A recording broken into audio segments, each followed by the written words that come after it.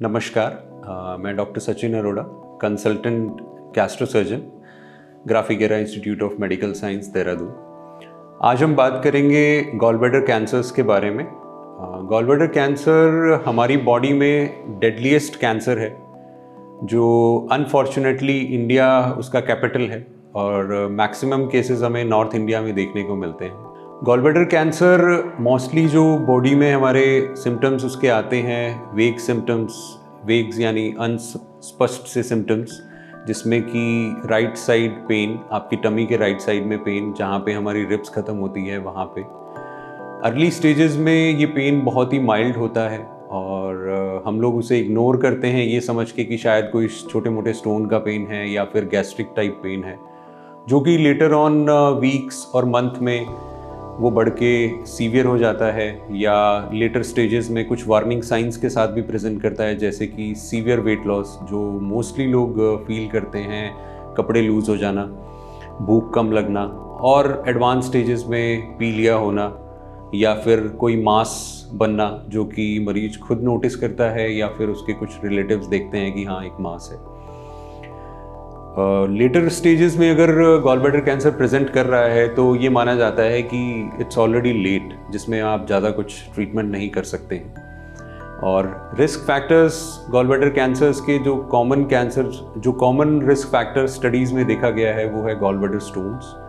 लंबे समय तक स्टोन पड़े रहने की वजह से वो गॉल ब्लैडर की म्यूकोजा वॉल को इरिटेट करता है और आगे जाके कैंसर में कन्वर्ट होता है। दूसरे कारणों में जो पानी हम पीते हैं उसमें पेस्टिसाइड्स या एलिमेंट्स कुछ होना, या फिर किसी इंसान को फैमिली हिस्ट्री है गॉल ब्लैडर कैंसर की तो उनमें कैंसर होने का रिस्क ज़्यादा होता है। अगर किसी इंसान को इस तरीके का पेन जो कि लंबे समय तक है या कुछ वार्निंग साइंस के साथ प्रेजेंट कर रहा है तो उसे किसी एक्सपर्ट से मिलना चाहिए और गॉल ब्लैडर कैंसर के लिए डायग्नोसिस के लिए जो भी स्टेप्स हैं वो फॉलो करनी चाहिए। डायग्नोसिस के लिए सिंपल इन्वेस्टिगेशन से शुरू करें तो अल्ट्रासाउंड है। अल्ट्रासाउंड के अलावा ब्लड टेस्ट्स और सीटी स्कैन जिससे कि गॉल ब्लैडर की स्टेज के बारे में मालूम पड़ता है। एंड ट्रीटमेंट पार्ट में ट्रीटमेंट गॉल ब्लैडर कैंसर का निर्भर करता है, डिपेंड करता है स्टेज, जिस स्टेज में वो प्रेजेंट कर रहा है। Early stage gall bladder cancers को सर्जरी के द्वारा क्योर किया जा सकता है, पर लेटर स्टेज में अगर कोई पेशेंट प्रेजेंट कर रहा है तो अनफॉर्चुनेटली ट्रीटमेंट में सिर्फ कीमोथेरेपी है, लेकिन एडवांस स्टेजेस का प्रोग्नोसिस या लाइफ बहुत पुअर है। मेन ट्रीटमेंट पार्ट है सर्जरी, जिसमें कि गॉल ब्लैडर, उसके साथ एक लीवर का छोटा सा टुकड़ा और आसपास के टिश्यूज जिन्हें हमें लिम्फ नोड्स कहते हैं वो निकाला जाता है एज अ होल। और पहले ये सर्जरीज ओपन द्वारा की जाती थी, पर अभी अगर early stage gall bladder cancer है तो उसे हम लेप्रोस्कोपिकली या दूरबीन के द्वारा सर्जरी की जा सकती है।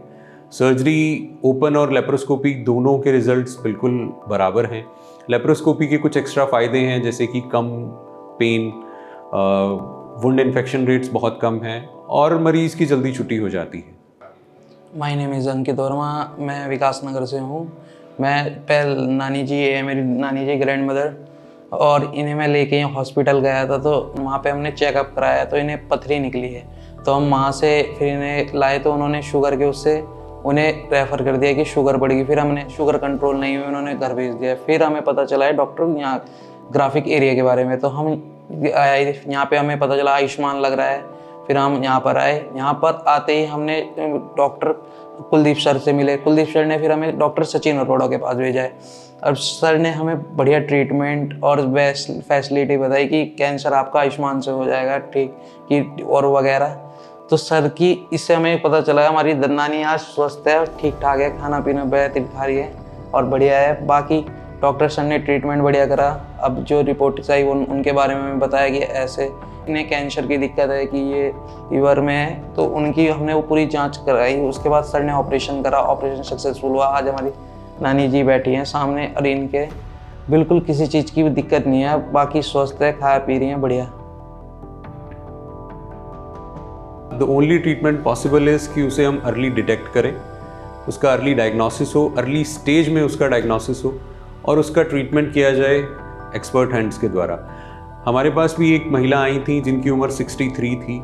उन्हें राइट साइड में पेन था, बाहर का एक अल्ट्रासाउंड था, एक सीटी स्कैन के साथ वो आई थी जिसमें डाउटफुल एक थिकनिंग लग रही थी, जिसे कैंसर का डायग्नोसिस बनाने में हमें थोड़ी सी आसानी हुई क्योंकि irregular thickening mostly gallbladder cancers में मिलती है, जिनका ऑपरेशन दूरबीन द्वारा किया गया और फाइनल बायोप्सी में कैंसर के बारे में कंफर्म हुआ।